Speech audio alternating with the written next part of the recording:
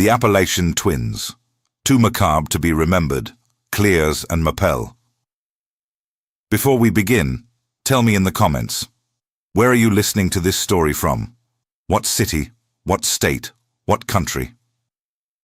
I want to know who is brave enough to hear what history tried to forget. The wagon wheels churned through a thick, ochre-colored sludge that passed for a road in the high ridges of the Appalachian Range. It was late autumn in the year 1887, and the air held a damp, biting chill that seemed to seep directly into the marrow. Nora Witt, barely 22 and still adjusting to the heavy weight of her new wool cloak, sat beside her husband, Silas, as they descended into the deep, mist-choked valley known as Harrow Hollow. To Nora, who had grown up in the wider, sun-drenched valleys to the east, this place felt like a different world entirely. A world where the sun was a rare visitor, and the ancient hardwood trees stood like silent, judgmental sentinels. The forest here was dense, a tangled labyrinth of oak, hickory, and mountain laurel that seemed to lean over the road, its skeletal branches reaching out as if to snatch the very breath from the horse's lungs. Silas was a quiet man, his hands calloused from years of labor, his face etched with the stoic resolve of a person born to these shadows. He had brought Nora here to start their lives on a small plot of inherited land, promising her a home of their own. But as the iron-rimmed wheels groaned against the rocks and the fog thickened into a translucent wall, Nora felt a growing sense of isolation. The hollow was a natural bowl, carved out by time and forgotten by the modern world. Here, the traditions were old, the religion was stern, and the secrets were kept behind tightly shuttered windows. As they entered the main cluster of cabins that formed the heart of the settlement, Nora noticed the way the community operated.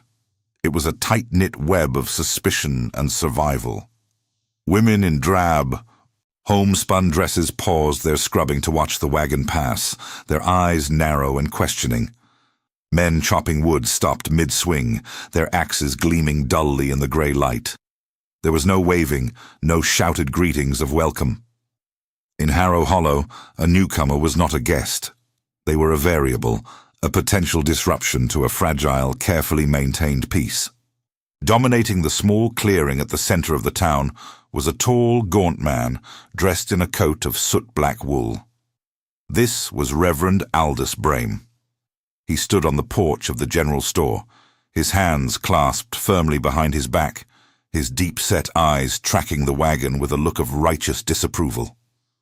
He was the moral anchor of the hollow, a man who spoke of sin as if it were a physical predator lurking just beyond the tree line.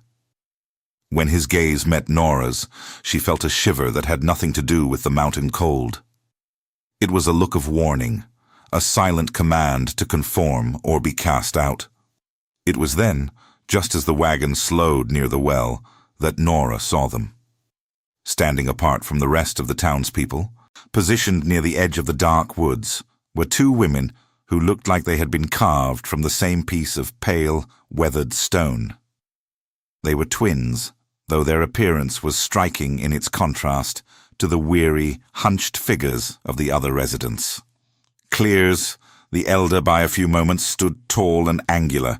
Her hair was pulled back so tightly it seemed to sharpen the features of her face, and her dark eyes were like two pools of ink that absorbed all the light around them. She did not fidget or lean. She simply stood, a pillar of cold, quiet purpose. Beside her was Mapel.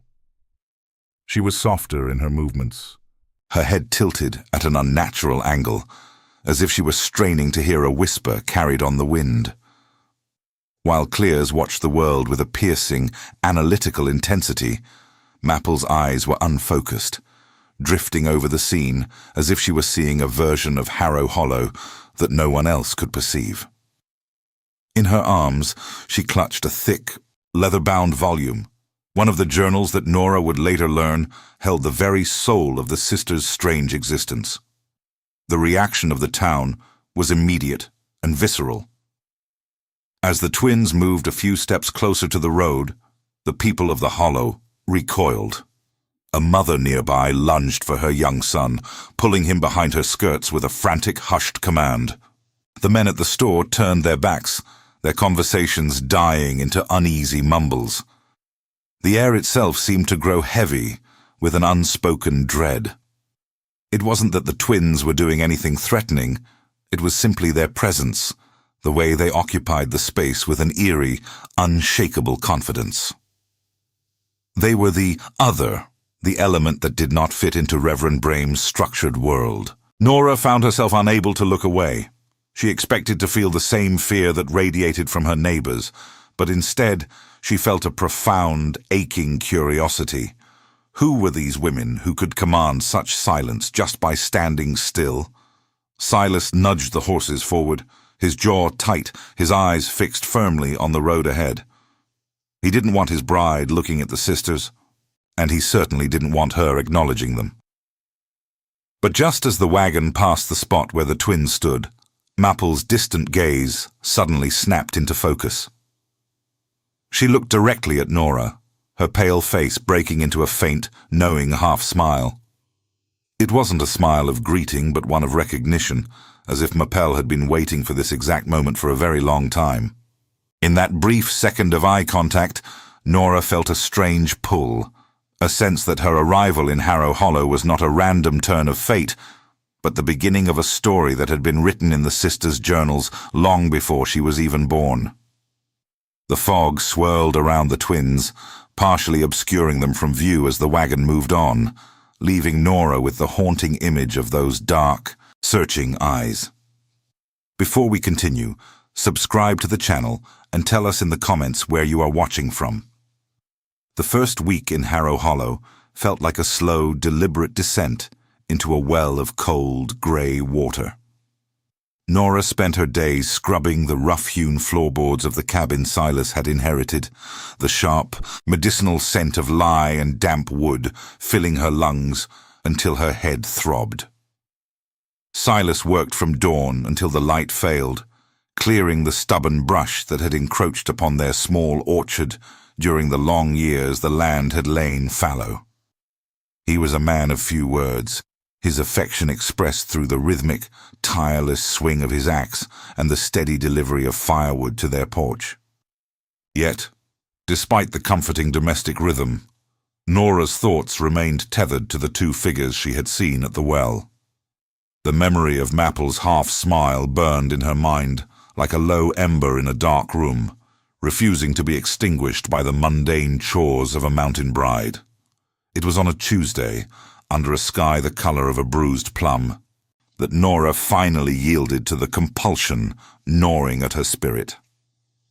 She had packed a small basket with a jar of her mother's blackberry preserves and a fresh loaf of sourdough, a traditional offering of neighborliness that felt increasingly like a shield against the town's coldness. She didn't tell Silas where she was going. She didn't have to. The path to the twins' cabin was not a road, but a narrow ribbon of trampled earth that snaked away from the main cluster of homes, leading toward the jagged, light-starved silhouette of the northern ridge. As she walked, the sounds of the settlement, the distant lowing of a cow, the rhythmic clatter of a hammer, faded into a heavy, oppressive silence, replaced by the rhythmic sighing of the wind through the hemlocks. The cabin appeared suddenly, emerging from the shifting fog like a ghost from a dream. It was smaller than the other homes in the hollow, its walls dark and weathered to the color of charcoal. Bundles of drying herbs, boneset, yarrow, and mountain mint hung from the eaves, swaying like small, desiccated bodies in the biting breeze. When Nora stepped onto the porch, the door creaked open before she could even raise her hand to knock. Cleres stood there, her angular frame nearly filling the threshold. She didn't invite Nora in with warm words. She simply stepped aside, her dark, light-absorbing eyes fixed on the basket in Nora's hands with an unsettling precision. The interior of the cabin was a sensory labyrinth that felt entirely separate from the world outside. Unlike the sparse, utilitarian homes of the other settlers, every inch of the sisters' living space was occupied. Shelves made of rough-sawn oak held hundreds of clay jars, each sealed with thick wax and marked with cryptic symbols that looked more like bird tracks than letters. The air was thick with a scent that was both sweet and cloying, a mixture of dried roots, old paper, and the sharp tang of wood smoke. In the center of the room, two identical rocking chairs sat by a hearth where a fire burned with a low, blue flame. Mapel was seated in one of them, her lap covered by a heavy wool blanket, the leather-bound journal from the well cradled in her hands. "You have the scent of the eastern valleys on you," Mapel said, her voice like the rustle of dry leaves against a gravestone. She didn't look up immediately, her fingers tracing the frayed edge of a page. "A place where the sun stays longer than it is welcome. Here, the sun is a thief. It steals the dew and leaves us only the shadows." Nora set the basket on a heavy trestle table, her heart hammering against her ribs like a trapped bird. "I brought some preserves. I thought, since I am new to the hollow, it was only right to meet my neighbors." Cleres moved silently to the table, her long, sinewy fingers reaching into the basket. She didn't thank Nora, but the way she placed the jar onto a specific shelf suggested a silent, calculated acceptance. Mapel finally looked up, her eyes wide and seemingly vacant, yet Nora felt as though every secret she had ever kept was being laid bare. Mapel beckoned her closer, and with a trembling breath, Nora stepped toward the rocking chair. The journal was open. On the page, a meticulously detailed drawing of a hemlock branch was surrounded by columns of tiny, cramped handwriting. But it wasn't just botany. Below the sketch, a date was written, a date 2 years into the future. Next to it was a brief sentence. "The winter of the white crow, the well shall bitter, and the youngest smith will find his sleep in the snow." It was a weather prediction, a prophecy of frost and misfortune written with the cold clinicality of a ledger. "It is not magic," Mapel whispered, as if sensing the rising dread in Nora's throat. "It is only listening. The mountain speaks in the way the frost patterns the glass, in the way the birds fly south 3 days early. People in the hollow, they close their ears with prayer and their eyes with fear. We only write down what the wind tells us.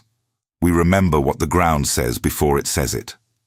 Nora spent an hour in that cabin, a strange, disjointed time where Cleres moved about the kitchen, preparing a bitter-smelling tea that tasted of earth and iron, staining the porcelain cups with a residue that looked like tea leaves reading their own fortunes.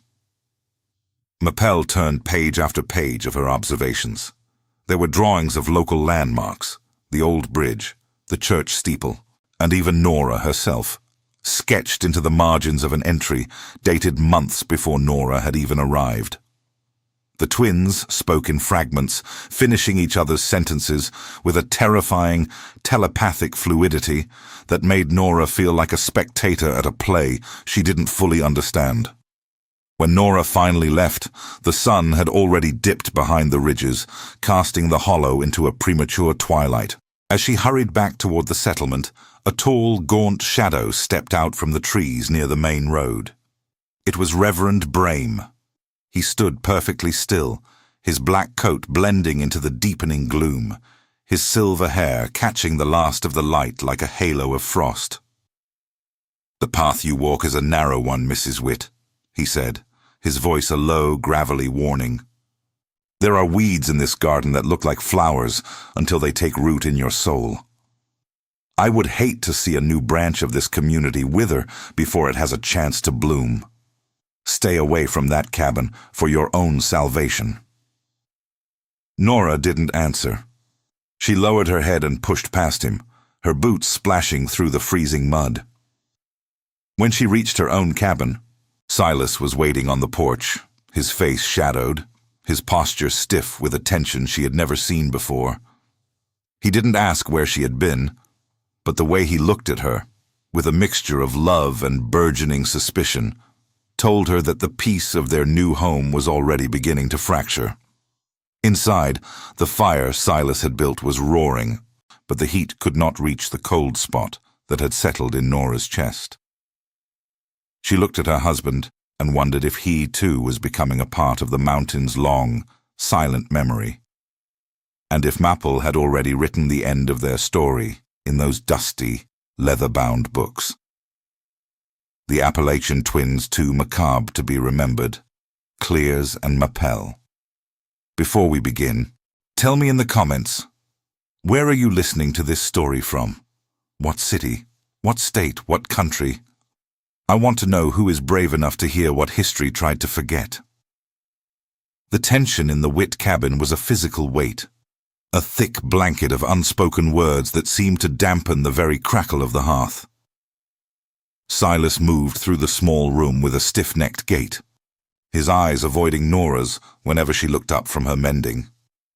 The Reverend's warning had taken root in him like a parasitic vine, and Nora could see it twisting his features into a mask of suspicion she hardly recognized. She felt the urge to reach out, to touch his hand and tell him that Cleres and Mapel were merely lonely women living on the edge of a world that didn't want them. But the memory of the journals, the drawings of herself, and the dated prophecies stilled her tongue. There was a mystery in Harrow Hollow that went deeper than mountain superstition, and she knew she would find no answers within the walls of her own home. Seeking clarity, Nora waited until the morning fog was at its thickest, a roiling sea of white that swallowed the barn and the fence line. She slipped out while Silas was occupied with the livestock, her boots sinking into the semi-frozen mud as she headed toward the very edge of the settlement. There, where the valley began to tilt upward into the jagged teeth of the northern ridge, sat a shack that looked as though it were being reclaimed by the earth.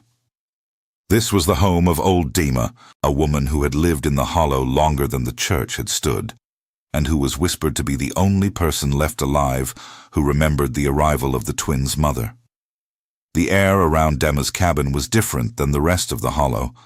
It was still and heavy, smelling of ancient wood smoke and the sweet, rot-like scent of damp cedar. Nora knocked on the door, which was little more than a collection of grey planks held together by rusted iron. It swung open with a groan, revealing an interior bathed in a dim amber light. Old Dema sat in a corner, her body so small and hunched she looked like a pile of discarded quilts. Her face was a landscape of deep-set wrinkles, her eyes clouded with the milky haze of cataracts.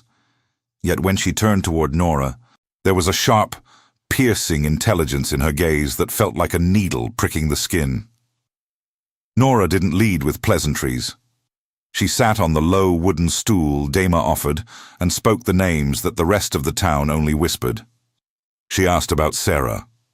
At the mention of the twins' mother, Dema's hands, which had been idly twisting a piece of twine, went perfectly still. The old woman leaned forward, the firelight catching the silver strands of hair that escaped her bonnet, and began to speak in a voice that sounded like wind moving through a hollow log. She told Nora of a year long ago, 1887, when the mountain had been locked in a winter so fierce that the birds froze mid-flight. Into this frozen world stepped Sarah, a woman who appeared at the edge of the settlement with nothing but the clothes on her back and a belly swollen with child. She was strange, Dema whispered, using the word like a title. Sarah didn't know the hymns of the valley, and she didn't fear the things the townspeople feared. She knew the names of every root and the language of the owls. The community had tolerated her at first because she was a healer, a woman who could stop a fever with a poultice of moss and prayer, but she was never one of them. She was a guest who overstayed her welcome the moment the twins were born. Cleres and Mapel arrived on a night when the moon turned the color of rusted iron, two silent babes who didn't cry when the midwife slapped their backs. They only watched, their dark eyes already full of a knowledge that didn't belong in an infant's head. Sarah had raised them in that cabin on the ridge, keeping them away from the prying eyes and wagging tongues of the hollow. But when the twins were only 3 years old, the mountain claimed Sarah. Dema's voice dropped to a jagged rasp as she described the day they found the mother. There was no blood, no sign of struggle, just a woman lying in the creek bed, as if she had decided to become part of the water. The official story was a simple accident, a slip on a mossy stone, but the whispers in the church pews told a different tale. They said the earth had simply opened up and taken back what was never truly human. After Sarah's death, the Hollow had a choice. They could have taken the girls in, divided them among the families, and raised them in the light of the community. But fear is a cold, hard thing in the mountains. No family would open their door to the witch babes. The town did the bare minimum to satisfy their consciences. They left baskets of grain and salted meat on the porch of the cabin, but they never crossed the threshold. They left the girls to be raised by the forest, by the journals their mother had started, and by the silence of the high ridges. They weren't raised by people, Demma said, her milk-white eyes fixing on Nora's. They were raised by the exclusion of their neighbors. The town made them what they were, and then spent 20 years hating them for it. As Nora listened, the image of the twins shifted. She no longer saw them as looming threats or eerie omens, but as two children who had been forged in the kiln of isolation. The macabre reputation they held was a shadow cast by the town's own cruelty. Demma reached out, her hand cold as a river stone, and gripped Nora's wrist. She warned her that the Reverend was a man who saw demons in every shadow because he was afraid to look at the darkness in his own heart. The twins weren't the danger, Demma whispered. The danger was the fire the town was building in its own soul. A fire that was looking for a reason to burn. Nora left the shack with her mind reeling, the fog having lifted just enough to reveal the distant, dark silhouette of the twins' cabin high on the ridge. She realized then that she was the only one who saw the tragedy behind the mystery. As she walked back toward the cluster of homes where the men were already gathering for a meeting at the church, she felt a sudden, chilling realization. The mountain didn't just remember what was coming. It remembered every act of unkindness the Hollow had ever committed. Mapel's journals weren't just books of prophecy, they were ledgers of debt, and Nora feared that the time for collection was drawing near. The Appalachian twins, too macabre to be remembered, Cleres and Mapel. Before we begin, tell me in the comments, where are you listening to this story from? What city? What state? What country? I want to know who is brave enough to hear what history tried to forget. The air in Harrow Hollow had turned from a crisp autumn chill to a heavy, suffocating dampness that seemed to seep into the very marrow of the community's bones. It was a season of rot, beginning not with the soul, but with the soil. The corn stalks, which should have been dry and golden, ready for the harvest, instead stood bowed and blackened in the fields. When a farmer would peel back a husk, he found no kernels, only a grey, weeping sludge that smelled of stagnant pond water and ancient decay. This blight spread like a silent ink through the valley, claiming the potato crops and turning the hay in the lofts to mouldy, useless dust. In a community as isolated as the Hollow, where the margin between survival and starvation was as thin as a winter coat, such a failure was not seen as a biological misfortune, but as a spiritual judgment. Nora watched the transformation of her neighbors with a growing sense of dread. The friendly nods at the well were replaced by tight-lipped silences and eyes that darted toward the northern ridge. The atmosphere was a powder keg, and the spark arrived in the form of a fever. Young Arthur Miller, a boy of only 7, who had been seen playing near the creek that flowed down from the twins' cabin, fell into a deep, thrashing delirium. His skin turned a translucent, ghostly white, and he spoke in a language no one understood. A series of clicking sounds and melodic hums that mirrored the very noises Mapel often made when she paced her porch. The communal fear found its voice in Reverend Aldous Brame. One evening, as the sun dipped behind the jagged peaks and draped the valley in an unnatural violet shadow, The bell of the small church began to toll. It wasn't the rhythmic ring of a Sunday service, but the frantic, uneven clanging of a summons.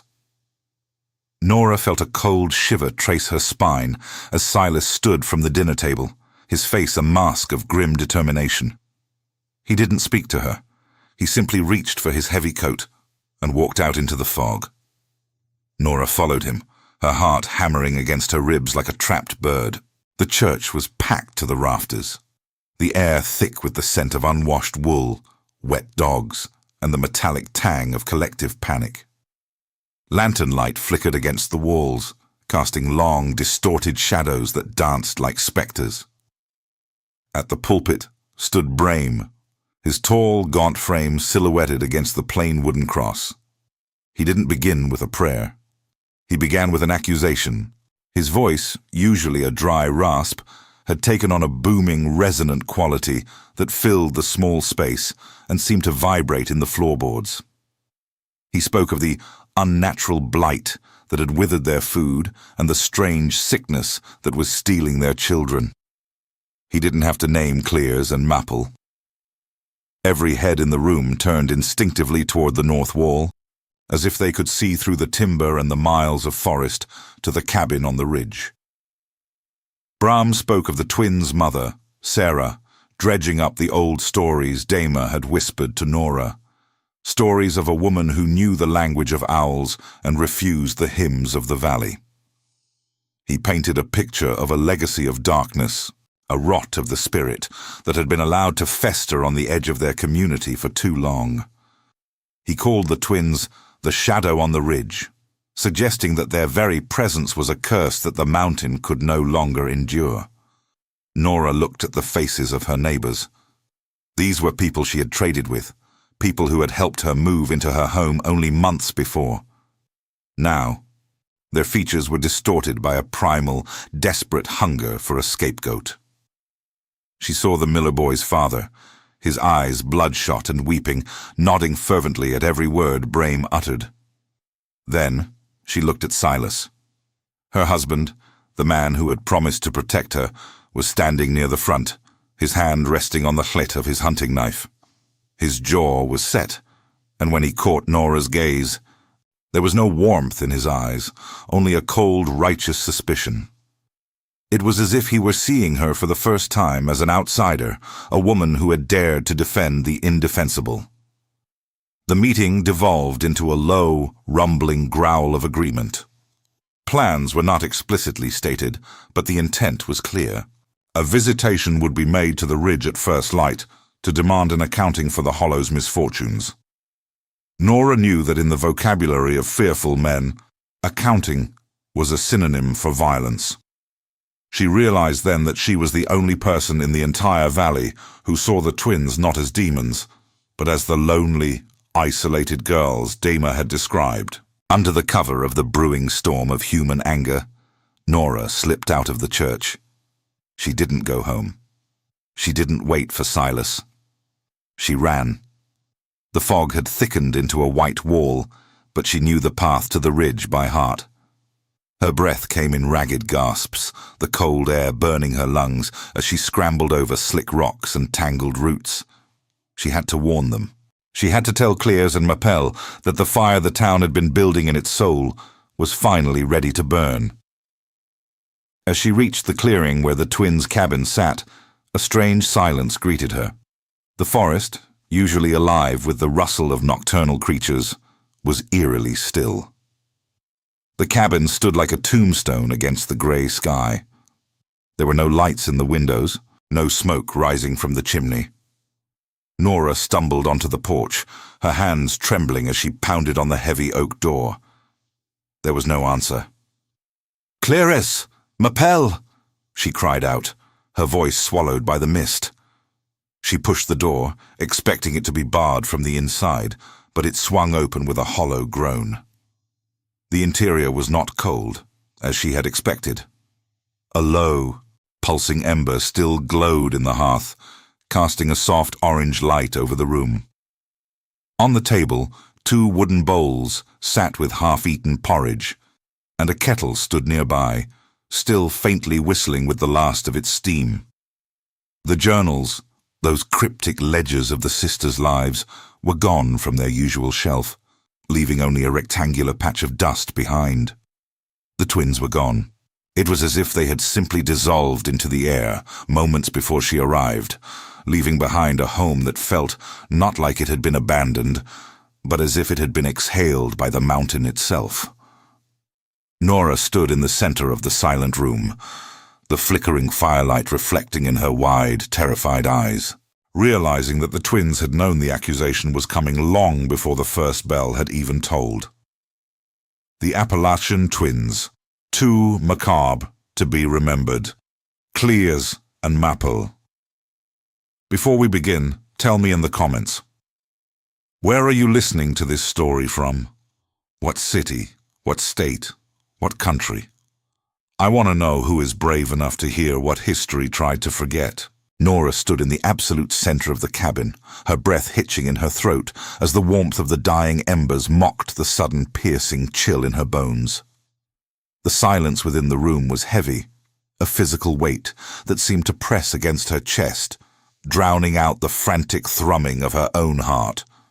Behind her, the door she had just pushed open creaked on its hinges, a slow, mournful sound that felt like a final goodbye from a place that no longer held its inhabitants. Then, the silence was shattered. From down the ridge, the sound of the world Nora had left behind began to bleed through the mist, a low, rhythmic thrumming that grew into the unmistakable heavy crunch of boots on frozen mud and the flickering, jagged orange glow of torches cutting through the thick white wall of the Appalachian fog. The visitation had arrived earlier than she had anticipated, and they brought with them the smell of wet wool and the sharp, metallic tang of unearned righteous fury. Silas was among the first to burst through the threshold, his face a distorted mask of terror and a grim, cold determination that died the very moment his eyes met Nora's. He looked at her, standing alone in the empty, flickering light of the hearth, and for a second the torchlight revealed a flicker of shame in his gaze, but it was quickly replaced by the arrival of Reverend Aldous Brame. The Reverend pushed past the men, his gaunt, tall frame silhouetted against the encroaching night like a predatory bird. He held his torch high, casting long, dancing shadows that stretched across the rough-hewn floorboards like grasping fingers. There was no sense of triumph in his expression as he surveyed the vacant room. Instead, there was only a deepening of the bitter lines around his mouth, a realization that his prey had slipped through the cracks of his certainty. The townspeople spilled into the small space, their breathing heavy and synchronized, like a single panicked animal that had finally cornered its fear, only to find the cage empty. They didn't wait for a command. With a desperate, destructive energy, they began to search every corner of the modest home. They overturned the bed where the sisters had slept, the straw mattress spilling out like guts onto the floor. They smashed the clay jars that Nora had admired, the scent of dried mint, yarrow, and bitter herbs filling the air as the ceramic shattered against the stone. They tore at the rough timber walls and pried up the floorboards, expecting to find some hidden evidence of the unnatural, perhaps a sigil carved in blood or a sacrifice hidden beneath the house. But as the minutes stretched into an hour, they found only the mundane, heartbreaking artifacts of two lives lived in profound isolation. A mended woolen shawl, a single wooden spoon worn smooth by years of use, and the lingering ghostly scent of pine smoke. As the sun began to bleed a pale, sickly light over the jagged eastern ridges, the search moved from the cabin and into the unforgiving forest. For 3 days, the men of Harrow Hollow, led by a silent and brooding Silas, combed through the dense laurel thickets and the treacherous rock outcroppings of the northern slope.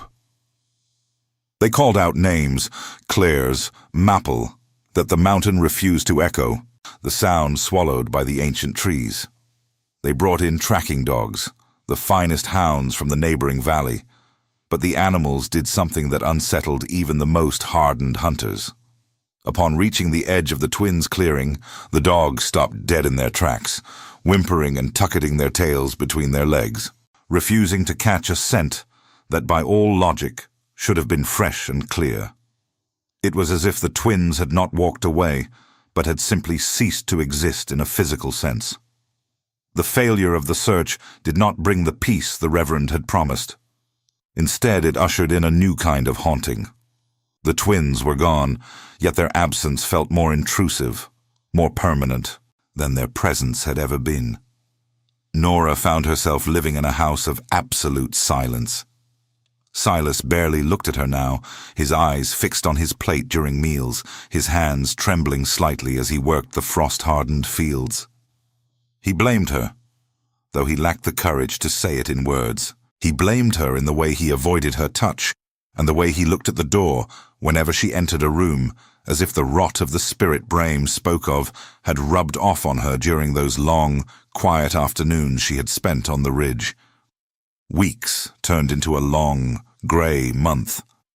The fever that had claimed young Arthur Miller broke as quickly and mysteriously as it had arrived, leaving the boy weak but alive, his clicking language replaced by the normal babble of a child. The blight on the crops did not spread further, but the damage was done. The community, once a tight-knit web of mutual survival, began to fray at the edges.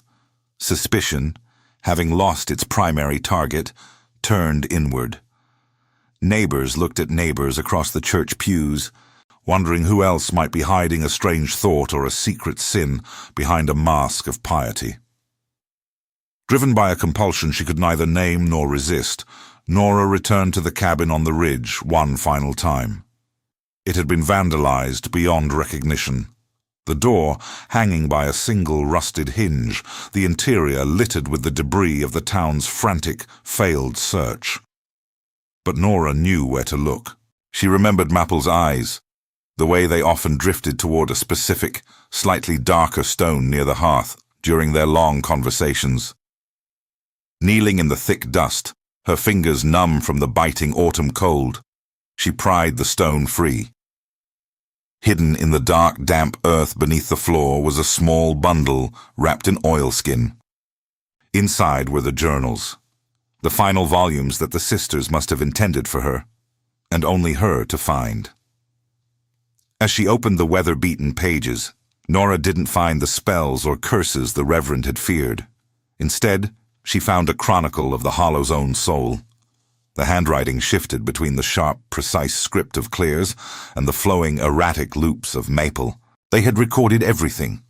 The dates of the first killing frosts, the complex migration patterns of the mountain birds, and the hidden, ugly sins of the townspeople. They knew who had stolen from the communal grain and exactly when Reverend Brahim had first allowed his fear to replace his faith. They were not witches. They were the Hollow's witnesses. The final entry, written the night they vanished, was a message for Nora. It spoke of the mountain reclaiming its own and warned that some things are not lost, but merely waiting. Nora closed the book, the weight of their secrets heavy in her hands as the first snowflakes began to fall, erasing her tracks on the path back down to the world of men. The Appalachian twins, too macabre to be remembered, Cleres and Mapel. Before we begin, tell me in the comments, where are you listening to this story from? What city, what state, what country? I want to know who is brave enough to hear what history tried to forget. The wind whistled through the skeletal branches of the ancient oaks, a sound like a long, drawn-out sigh from the earth itself. Nora clutched the oilskin bundle to her chest, the hard edges of the hidden journals pressing into her ribs as a constant reminder of the weight she now carried. The first flakes of snow were not gentle. They were sharp, icy needles that stung her cheeks and blurred the winding path leading back toward the cluster of cabins that made up Harrow Hollow. Each step away from the twins' ruined home felt like a betrayal of the silence they had left behind, yet she could not stay. The ridge was no longer a place for the living, if indeed it ever truly had been. The shadows there felt elongated, stretching out from the trees as if trying to catch the hem of her skirt and pull her back into the freezing darkness of the cabin's interior. She reached her own home just as the grey afternoon surrendered to a bruised purple twilight. Silas was not there. He was likely still at the tavern or the church, seeking a solace that neither prayer nor grain alcohol seemed able to provide. Nora moved with a mechanical, desperate precision, hiding the journals beneath a loose floorboard under their own bed. A mirroring of the twins' secrecy that made her blood run cold with a strange, dark irony. She stoked the fire and prepared a meager supper of salted pork and dried beans, her mind miles away, still trapped in the cryptic scrawl of Mapel's handwriting and the clinical observations of Cleres. The house felt smaller than it had that morning, the walls leaning in as if they too wanted to know what was hidden beneath the floor. When Silas finally returned, he brought the smell of the mountain cold and the bitter scent of wood smoke with him. He didn't speak a word. He sat at the heavy oak table, his shoulders hunched as if expecting a blow from an invisible hand. The silence between them had become a physical thing, a thick, suffocating veil that Nora no longer knew how to pierce. She watched him from the shadows of the hearth, seeing the man she had married dissolve into a creature of pure, unadulterated fear. He was a prisoner of Reverend Brame's rhetoric, a man who now saw demons in every drifting shadow and heresy in every hushed word spoken by his wife. He didn't look at her. He looked through her, as if she were a ghost haunting his own kitchen. In the deep hours of the night, when the only sound was the rhythmic, troubled breathing of her husband, Nora retrieved the journals. By the dying light of a single tallow candle that cast flickering, monstrous shapes against the walls, she began to immerse herself in the world the twins had inhabited. It was not a world of magic or black ritual, as the Reverend had whispered to the congregation, but a world of uncomfortable, naked truths. The entries were meticulous and hauntingly observant. Cleres had recorded the exact day the blight had first touched the southern cornfields, noting how the wind had shifted from the east, carrying a rot that felt more like a spiritual judgment than a natural occurrence. She had charted the health of every child in the hollow with the precision of a doctor who was never allowed to practice. Mapel, however, had written of the people's souls. Nora read about Goody Thatcher, who had wept behind her woodshed for 3 nights after the Reverend had publicly shamed her for a minor lapse in church attendance.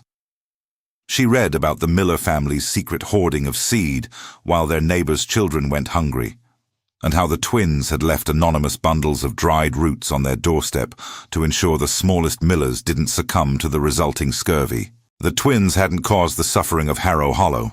They had simply documented it with the detachment of scientists and the profound, lonely sorrow of forgotten saints. They saw the cracks in the community's moral foundation long before the first stone of accusation was ever cast. One particular entry caught Nora's breath and made the candle flame dance. It was dated just days before her own arrival in the hollow. "The newcomer carries a light that the fog will try to swallow," Mapel had written in her loopy, dancing script. "She seeks the truth in a place that prefers the comfort of a lie. We will wait for her.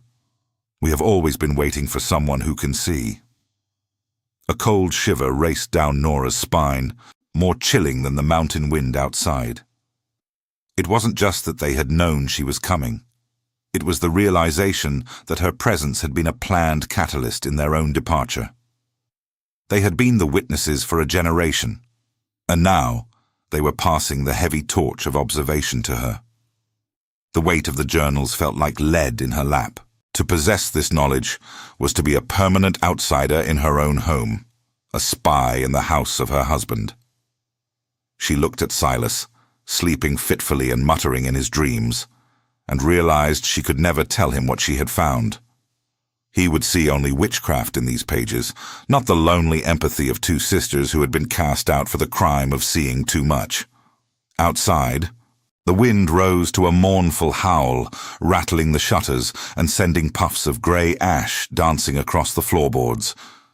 The snow was piling high against the door, sealing them into their narrow valley. In the village below, she knew Reverend Brame was likely awake too, pacing his small, cold study, his mind a hive of buzzing suspicions and unfinished crusades. He had won, in a sense. He had driven the perceived evil away into the timber. But the atmosphere in Harrow Hollow hadn't lightened with their disappearance. If anything, the air felt heavier, more charged with a static tension that threatened to snap. The Reverend's sermons grew more frantic in the following days, his voice cracking as he spoke of invisible threads the twins had left behind, lingering taints that still clung to the rafters of the church and the water of the wells. He was a man who needed an enemy to define his own righteousness, and with the twins gone, he began to look for the rot within his own flock. Nora felt his eyes on her during every service, sharp, piercing, and filled with a growing, predatory doubt that made the very air feel thin. The twins were gone, but the mirror they had held up to the hollow remained, and the people were beginning to scream at what they saw in the glass. The Appalachian twins, too macabre to be remembered. Cleres and Mapel.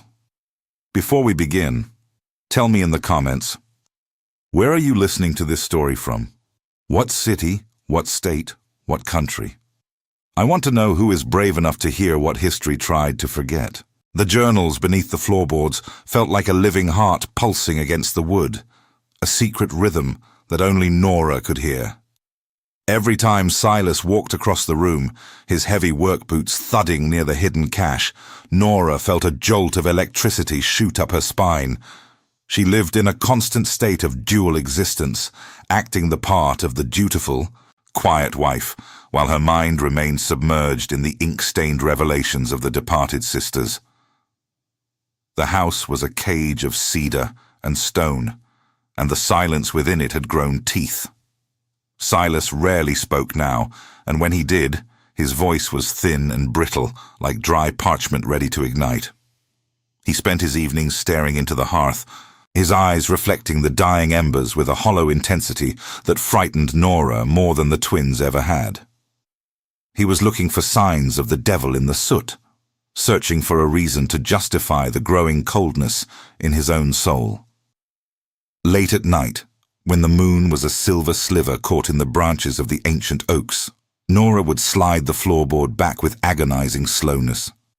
The smell of the journals was a mixture of pressed wildflowers, old vellum, and something metallic, like the scent of the air just before a lightning strike. She realized quickly that Cleres and Mapel had not been recording spells, but rather the slow, grinding decay of a community built on the shifting sands of judgment. Mapel's handwriting was a chaotic dance of loops and swirls, capturing the hidden shames of their neighbors. She wrote of the blacksmith's secret drinking, of the midwife's hidden grief for the children she couldn't save, and of the way the fog seemed to hold onto the echoes of every lie told in the valley. They were the unofficial archivists of the human heart, and the burden of that knowledge was visible in every jagged line. The more Nora read, the more she understood why the sisters were feared. To know someone's secrets is to hold power over them, even if that power is never exercised. The twins had been the silent witnesses to the town's hypocrisy, and their very existence was a mirror that the people of Harrow Hollow could no longer bear to look into. Cleres's entries were different, sharper, more clinical. She had kept a meticulous log of the natural world, noting the exact day the first frost killed the pumpkins, and the way the birds grew silent weeks before the first disappearance occurred.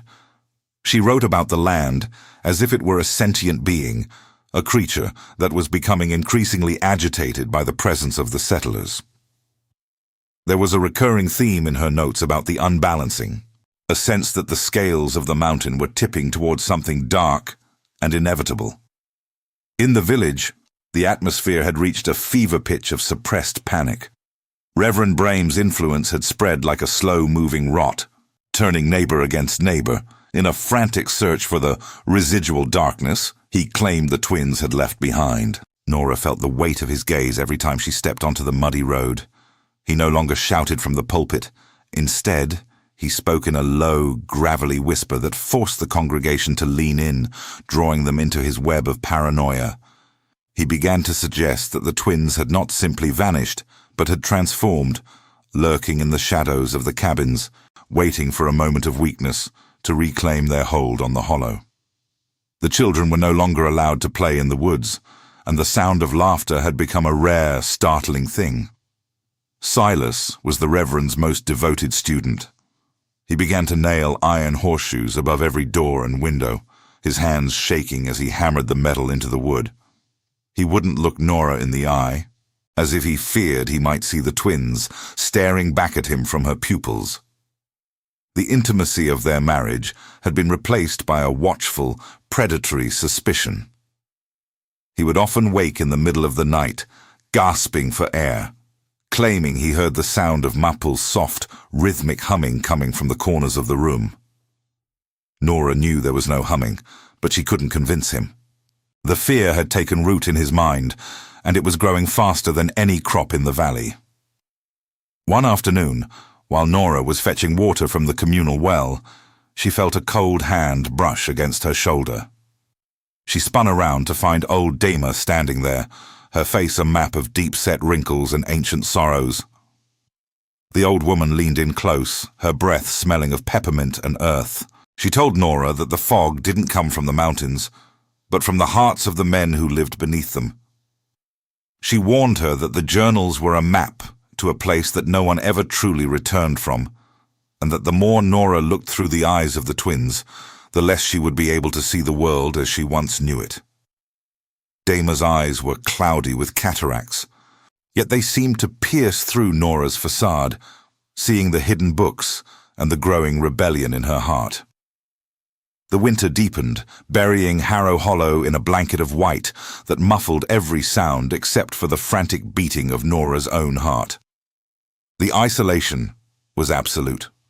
The dirt road was impassable, and the village became a closed circuit of fear and ritual. Reverend Brame had begun calling for cleansing fasts, forcing the families to survive on little more than water and prayer for days at a time. The physical weakness only served to sharpen their mental delusions. People began to report seeing two tall, angular figures standing at the edge of the forest, watching the village with eyes that glowed like foxfire. Whether the twins were truly there or were merely phantoms of a collective fever dream didn't matter. The effect was the same. The community was turning inward, devouring itself in an attempt to purge a darkness that had never actually lived in the sisters' cabin.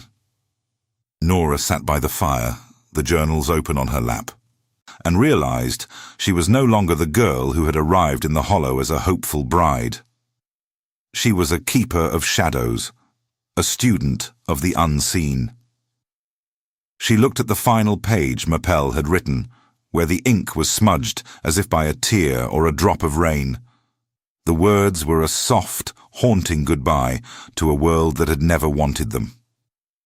Nora understood then that the twins hadn't escaped to another place. They had simply stepped behind the veil of the world, leaving the people of Harrow Hollow to face the monster they had created in their absence.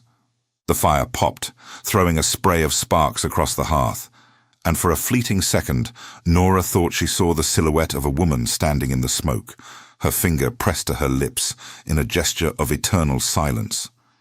The Appalachian twins, too macabre to be remembered, Cleres and Mapel. Before we begin, tell me in the comments, where are you listening to this story from? What city, what state, what country? I want to know who is brave enough to hear what history tried to forget. The morning light that filtered through the frosted window panes of the Witt cabin was not a harbinger of warmth, but a pale, sickly grey that seemed to leach the colour from the very walls. Silas sat at the heavy oak table, his fingers tracing the rim of a wooden bowl that had sat empty for 2 days. The Reverend's fast was intended to starve the devil, but Nora could see it was only consuming the man she had married. His cheekbones were sharp enough to cut, and the skin beneath his eyes had bruised into a deep, plum-colored exhaustion. He didn't look at her when she moved to the hearth to stir the dying coals. He didn't look at her when she checked the latch on the door for the third time that hour. He was listening, his head tilted at an unnatural angle, straining to catch a sound that Nora knew existed only in the fractured architecture of his mind. The journals remained hidden beneath the floorboards, a heavy secret that pulsed like a second heart beneath Nora's feet. Every time Silas shifted in his chair, she felt a jolt of panic, imagining him ripping up the wood to find the evidence of her secret visits to the twins' cabin. To Silas, and to the rest of Harrow Hollow, curiosity was the first symptom of a spiritual rot. To seek understanding was to invite the twins back from the void they had escaped into.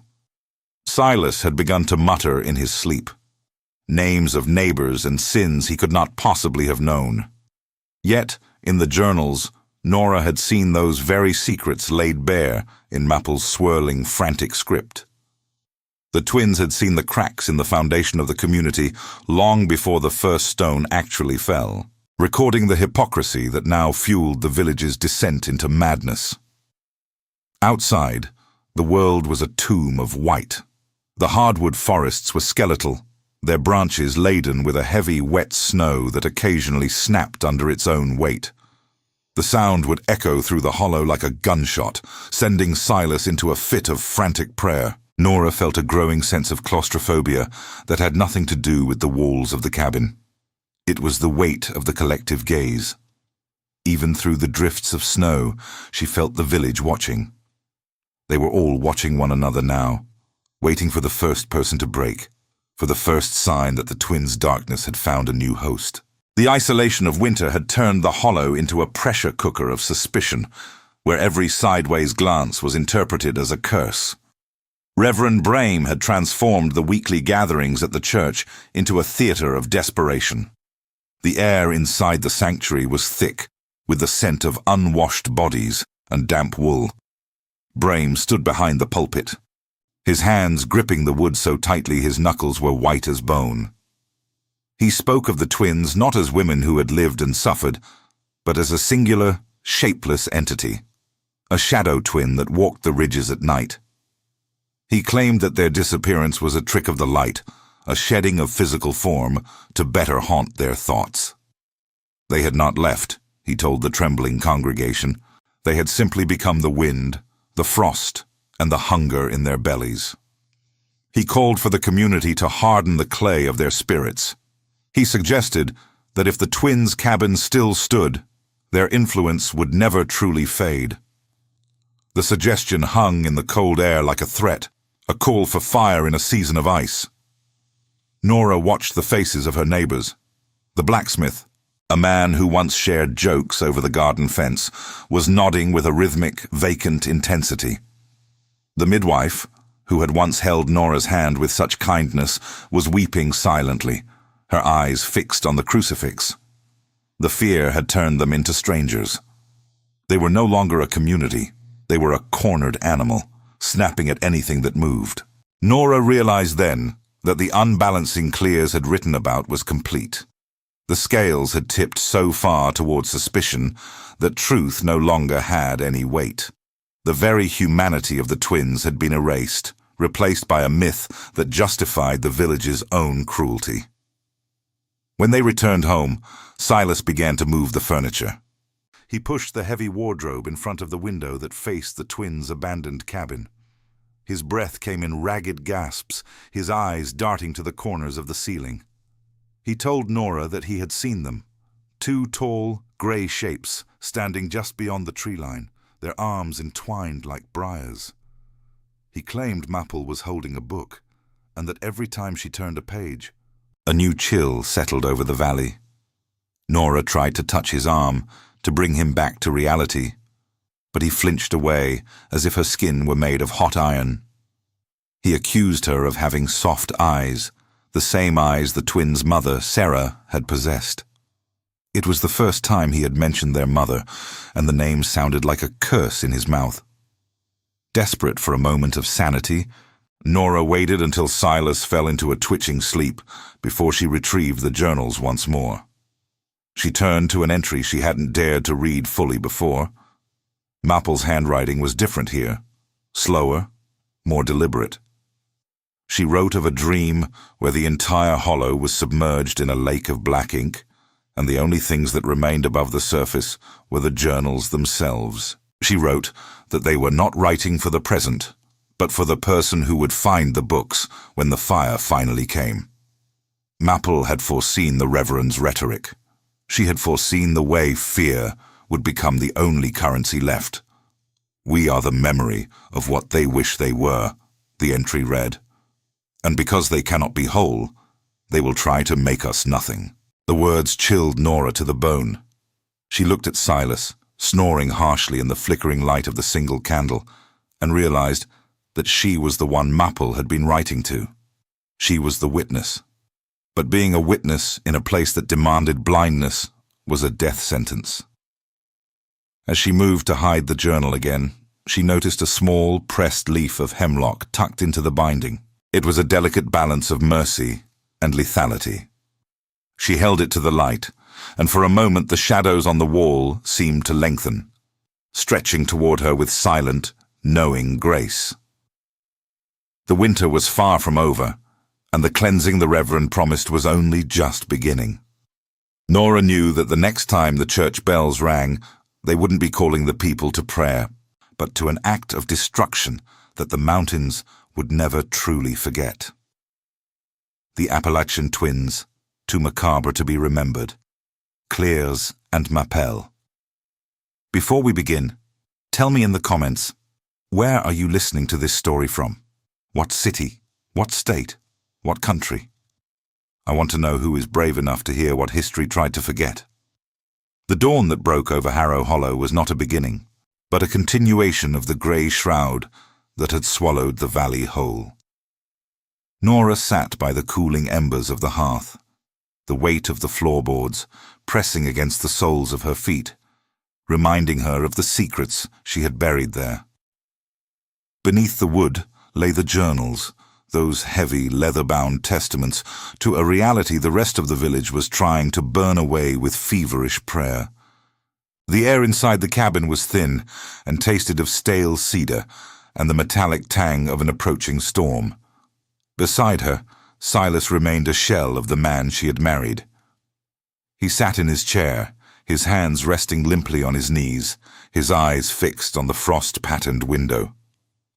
The ice had formed intricate, fern-like structures on the glass, crystalline teeth that seemed to be biting into the very wood of the frame. Silas hadn't spoken since the previous night's sermon. His silence was not peaceful. It was a pressurized thing, a vacuum waiting to be filled by the next command from Reverend Brame. Nora felt the distance between them growing into a canyon she could no longer bridge. Every time she reached for his hand, he pulled back, as if her touch carried the same contagion they suspected of the twins. To Silas, Nora was becoming a stranger, a woman whose eyes held too much understanding and not enough fear. He saw her curiosity as a betrayal of their shared salvation, a hairline fracture in the armor of their faith that the Reverend warned would lead to their ruin. The silence of the morning was shattered by the tolling of the church bell. It was not the rhythmic, inviting peal of a Sunday morning, but a jagged, frantic clanging that echoed off the ridges of the hollow like a scream. Nora felt the sound vibrate in her teeth. Silas stood up instantly, his movements jerky and mechanical. He didn't look at Nora as he reached for his heavy wool coat and his lantern. The urgency in the bell was a summons, a call to the cleansing Brame had promised. Nora felt a cold dread settle in her stomach, a weight heavier than the snow outside. She knew where they were going. The village was finally moving, a collective body driven by a single terrified mind, and their destination was the empty cabin at the edge of the woods. Nora followed him out into the biting air. The snow was deep, reaching mid-calf, a pristine white sheet that felt like a shroud over the world. From every cabin in the settlement, figures were emerging. They looked like shadows against the blinding white, their heads bowed against the wind, their faces obscured by scarves and the steam of their own breath. No one spoke. The only sound was the crunch of boots on frozen crust and the relentless, discordant ringing of the bell. Reverend Brame stood at the center of the road, his tall, gaunt frame draped in a black cloak that whipped around his legs like the wings of a predatory bird. In his hand, he carried a heavy iron rod, and his eyes, deep-set and burning with a terrifying certainty, scanned the approaching crowd. As the villagers gathered around him, the Reverend did not offer words of comfort.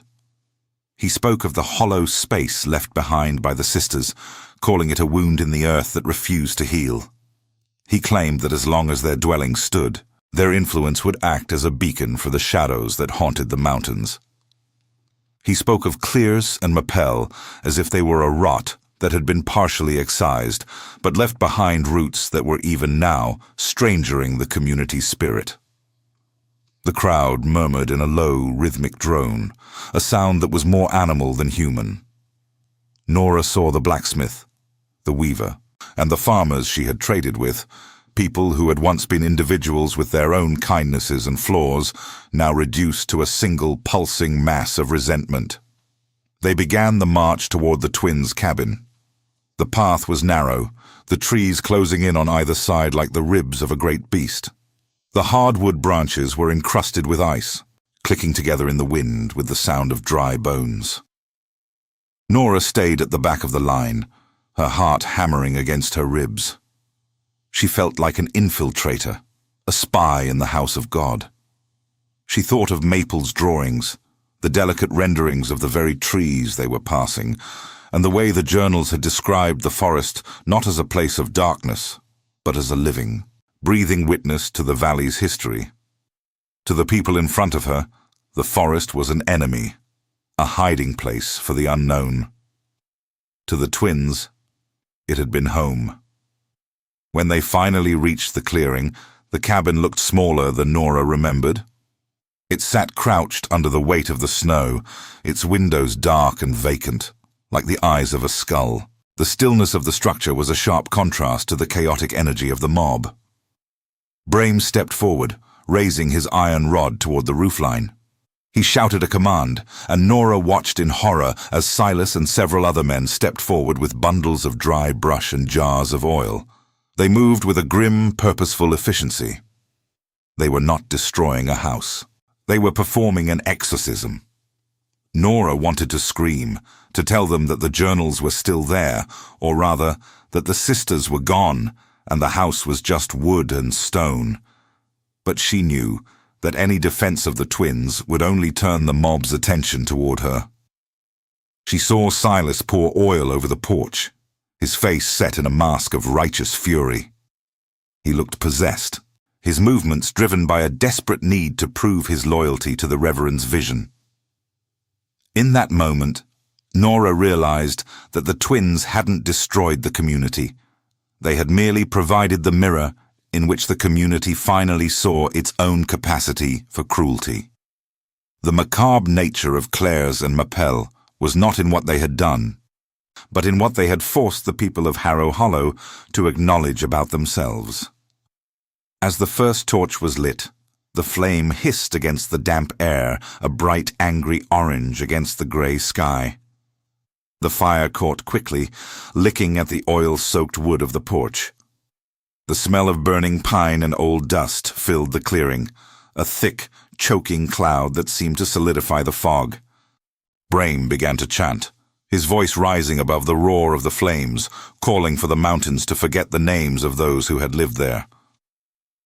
But Nora, standing in the shadows of the trees, felt a different sensation. She felt the weight of the journals hidden beneath her own floorboards, the ink of Mapel's words pulsing like a secret heartbeat. The village could burn the wood, but they could not burn the memory, and they certainly could not burn the truth that was already spreading through the hollow like a slow-moving frost. The fire was meant to be an end, but as the heat began to melt the snow around the cabin, Nora knew it was only the beginning of a much deeper winter. The smoke from the ruins of the sisters' cabin did not rise in a straight line toward the heavens. Instead, it crawled. It was a heavy, greasy mist that clung to the bark of the hemlocks and settled in the low hollows of the valley, a persistent reminder of the violence the village had finally allowed itself to commit. For 3 days, the embers pulsed with a dull, rhythmic orange glow beneath the charred skeletal remains of the porch where Cleres and Mapel had once sat in their silent, shared observation of the world. To the men who had carried the torches, the fire was a victory, a cauterization of a wound they believed was poisoning Harrow Hollow. But to Nora, watching from the periphery of her own life, the fire felt less like an ending and more like the opening of a grave. She could still feel the phantom heat on her face when she closed her eyes, a heat that seemed to have no source other than the collective anger of her neighbors. The village had changed in the wake of the burning. A strange, brittle energy had taken hold of the people, a desperate need to believe that their actions had secured their salvation. They walked with straighter backs, but their eyes were restless, constantly darting toward the tree line as if expecting the forest to retaliate. In the general store and at the well, the talk was no longer of the twins' presence, but of their absence, a void that seemed to have a weight of its own. Reverend Brame's influence had solidified into something absolute and terrifying. He no longer needed to whisper his suspicions. He spoke them as gospel from the pulpit, his voice echoing through the drafty rafters of the church like the crack of a whip. He spoke of the cleansing fire and the unmasking of the hidden. Yet even as he praised the community's resolve, his gaze would often linger on Nora. His eyes, two cold points of obsidian that seemed to see right through her skin to the secrets she held beneath her ribs. He seemed to be searching for a sign of the contagion he was certain she carried. In the Witt household, the air was thick with a silence that tasted of copper and ash. Silas had become a stranger to Nora. The man who had once brought her wildflowers and spoke of their future together was gone, replaced by a hollow-eyed zealot who scrubbed his hands until they were raw, trying to wash away the soot of the cabin fire that seemed permanently etched into his pores. He didn't speak of that night, but his movements were jagged and frantic. He spent his hours in the barn or in the fields, working with a grim, joyless intensity, as if he could bury his guilt under layers of soil. When he did look at Nora, there was a flicker of something that looked like fear. Fear that the woman he had married was not the woman he saw before him. He sensed the fracture in her loyalty, the way she pulled away from the Reverend's rhetoric, and it terrified him. To Silas, Nora's empathy was a contagion, a lingering thread of the twins' influence that he desperately wanted to sever. Late at night, when the fire in their hearth had dwindled to white ash and Silas's breathing had leveled into the heavy, rhythmic cadence of an uneasy sleep, Nora would carefully lift the loose floorboard beneath the heavy oak wardrobe. The journals were there, their leather covers cool and smooth against her fingertips, smelling of dried sage, old ink, and a scent she could only describe as the forest after a hard rain. She would light a single guttering candle and open the books, her eyes tracing the intricate, obsessive handwriting of Mapel. The pages were a revelation. They were not filled with the incantations or curses the village feared. Instead, they were a meticulous record of the valley's pulse. Mapel had recorded the exact dates the frost first touched the pumpkins, the migratory patterns of birds that hadn't been seen in the hollow for decades, and the subtle shifts in the community's temperament that had preceded every minor tragedy.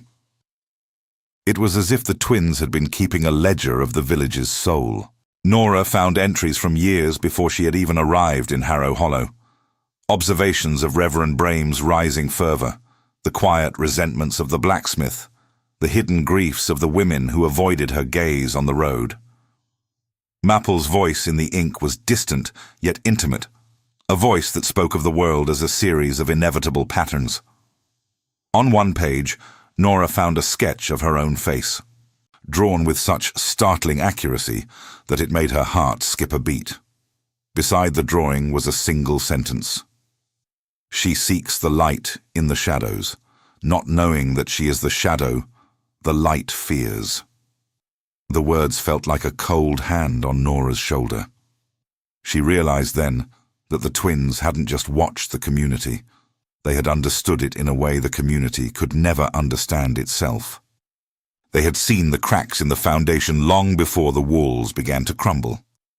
As the week progressed, the salvation the Reverend had promised failed to materialize. Instead, a new shadow began to stretch over the hollow. It started with a late-season blight that turned the remaining root vegetables in the cellars into black, weeping mush. Then, the youngest child of the Miller family, a bright-eyed boy of 4, fell into a fever that no herbal poultice or prayer could break.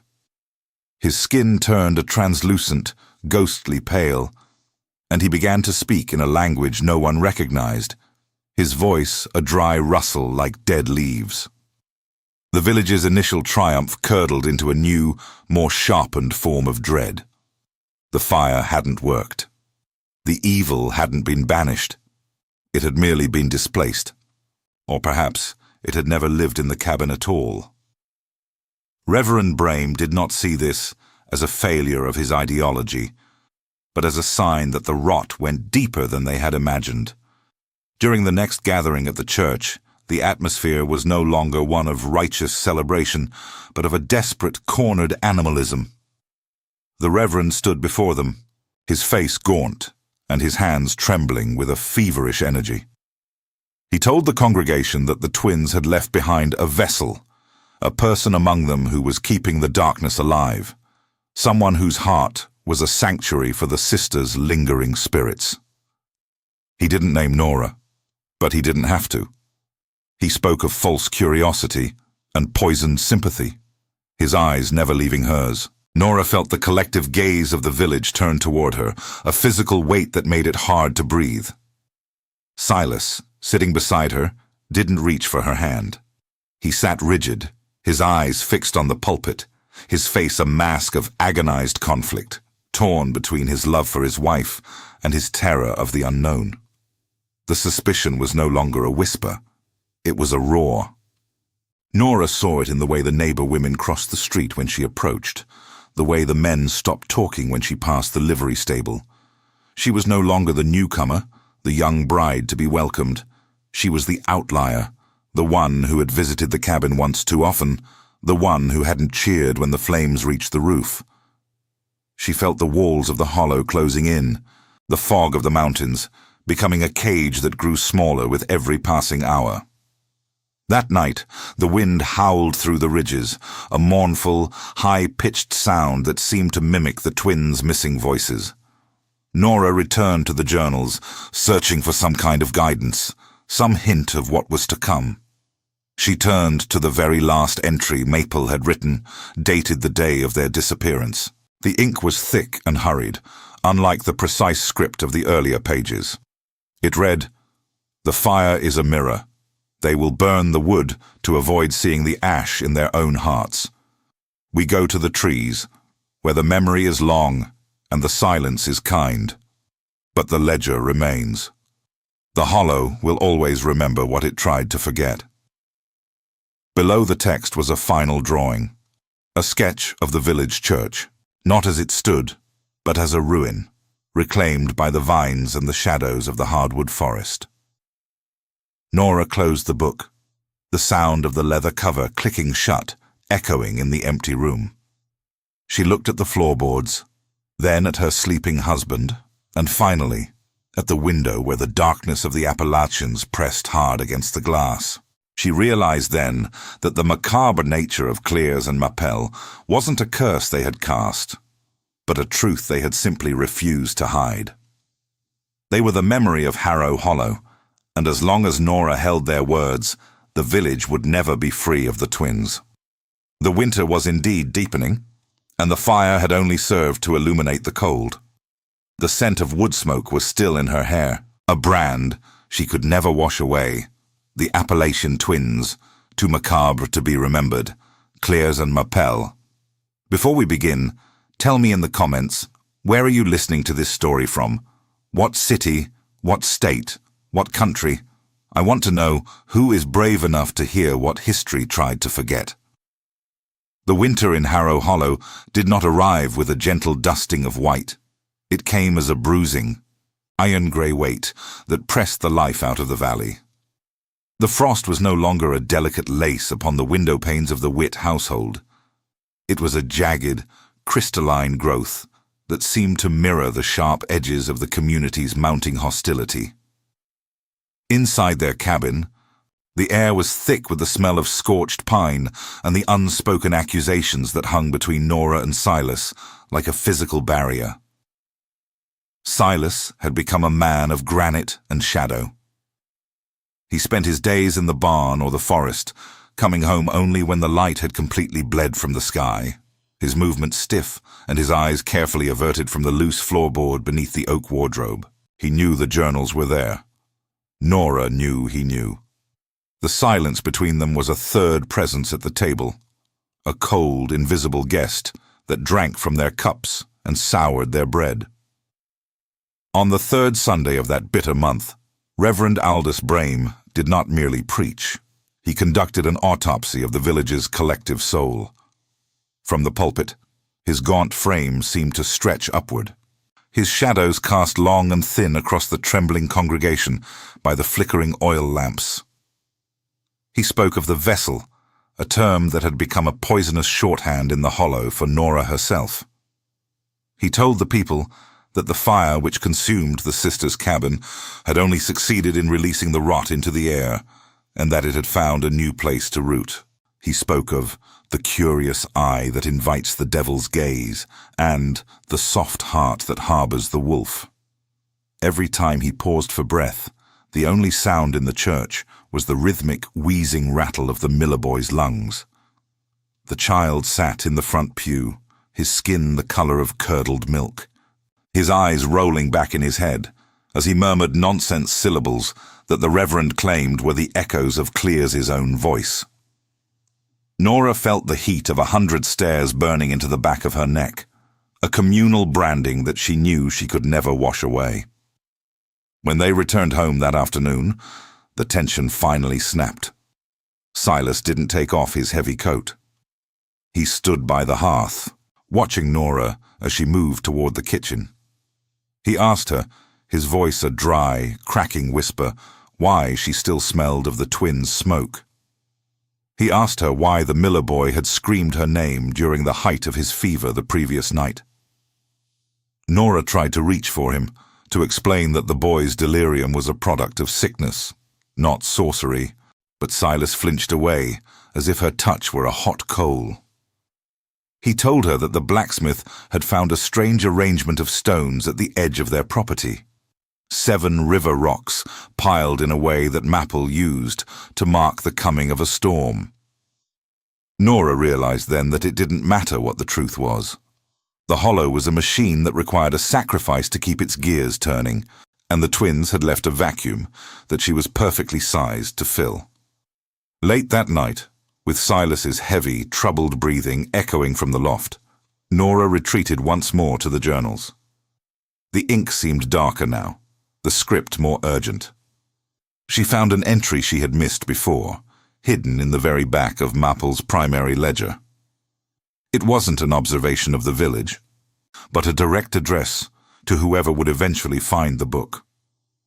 To the one who stays, the ink read, the letters sprawling and jagged. The wood is the body, the smoke is the spirit, and the ash is the truth. They will seek to bury the ash because it is the only thing that does not burn.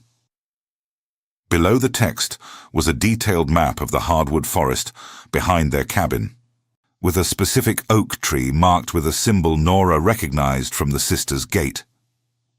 The entry suggested that the journals Nora held were only half of the story, that there was something else, something physical, buried beneath the roots of that ancient tree.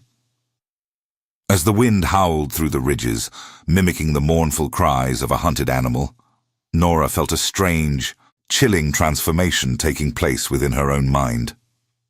She no longer feared the Reverend's accusations as she once had.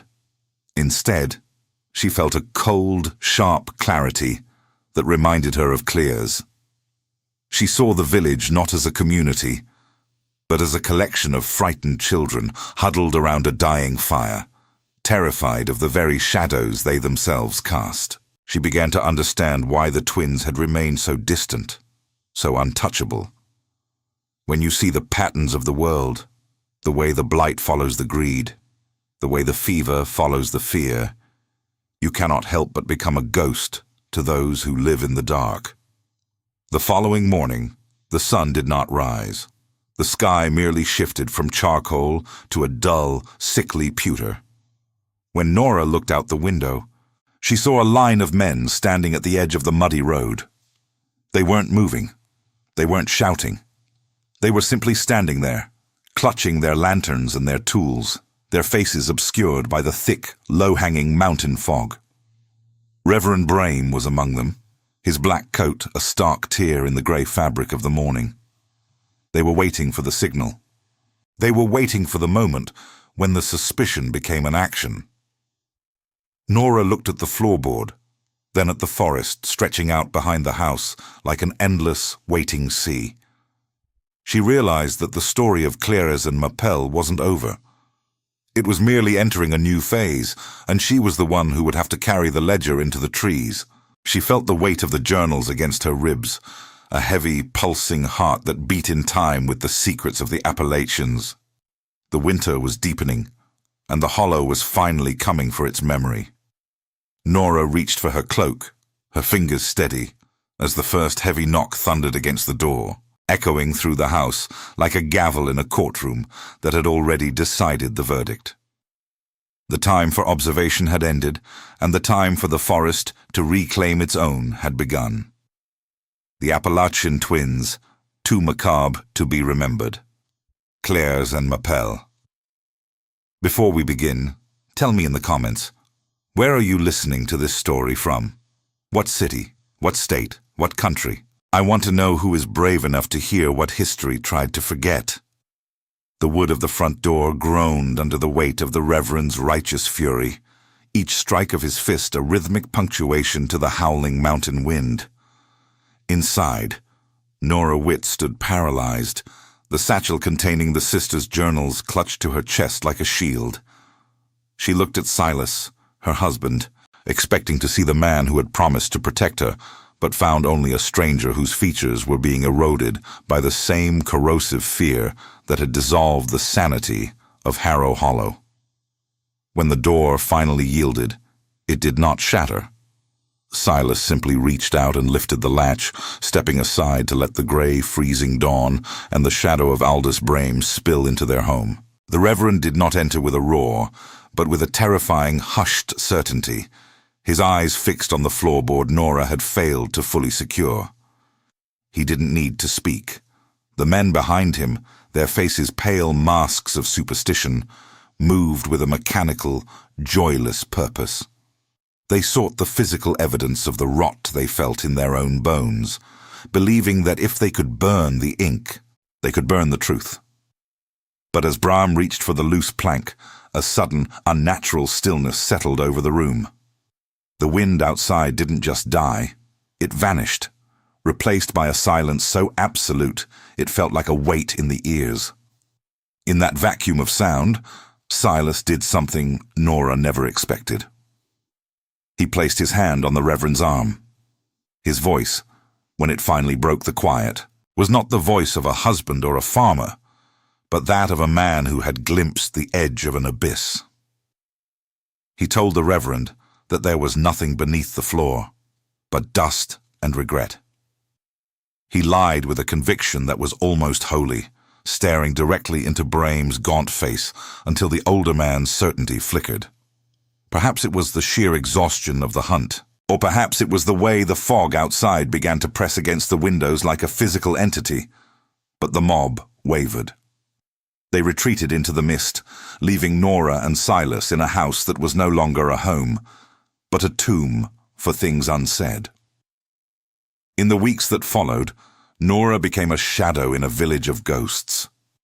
The community did not attack her again. They simply ceased to acknowledge her existence. When she walked to the well, the other women turned their backs, their conversations dying like embers in a rainstorm.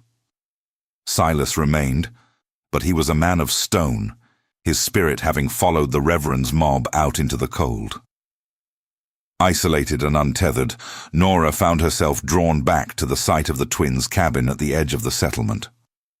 The charred remains had been reclaimed by the frost, the black beams of the structure looking like the ribs of a great beast decaying in the dirt. She sat among the ruins, the journals spread out before her, searching for the final piece of the puzzle that Cleres and Mapel had left behind. It was beneath the roots of the ancient, lightning-scarred oak tree mentioned in the hidden map that she found it. Not gold or charms, but a third ledger wrapped in oilcloth and buried deep within the frozen earth. This was the book Mapel had never shown her. As Nora turned the pages, her breath hitching in the frigid air, she realized that the sisters had not merely been observing the village. They had been documenting its inevitable collapse. Every failed harvest, every sudden fever, every fracture in a neighbor's marriage had been recorded years before they occurred, written in a hand that was neither Cleres's sharp script nor Mapel's wandering scrawl. It was a shared voice, a singular consciousness that saw the hollow not as a place of life, but as a cycle of repeating tragedies. The final entry was dated the very night of the fire. It was written with a terrifying, calm precision. Mapel had penned the words, "We are not leaving because of the fire. We are leaving because the hollow has finished its work. A community that feeds on its own shadows can no longer sustain the light of those who see. Do not look for us in the woods or the rivers. Look for us in the silence that follows your prayers. Look for us in the fog that never lifts. We are the memory you try to bury, but the earth here does not know how to forget." Nora closed the book and looked toward the ridges. She understood then that Cleres and Mapel hadn't been victims of the hollow superstition. They had been its symptoms. They were the mirror the community could not bear to look into, and their disappearance was the only way the village could continue to deceive itself. The twins had not been taken by the forest. They had simply integrated into it, becoming part of the very atmosphere of the Appalachians, a permanent haunting in the grey spaces between the trees. Nora stood up, her fingers numb, and walked back toward the ruins of the cabin. She placed the final ledger on the rough shelf where the others had once sat, a symbolic returning of the sisters' soul to their sanctuary. She did not look back as she walked away. She didn't return to Silas or the house with the broken latch. Instead, she moved toward the single muddy road that led out of Harrow Hollow, her figure slowly dissolving into the thick, encroaching veil of the mountain mist.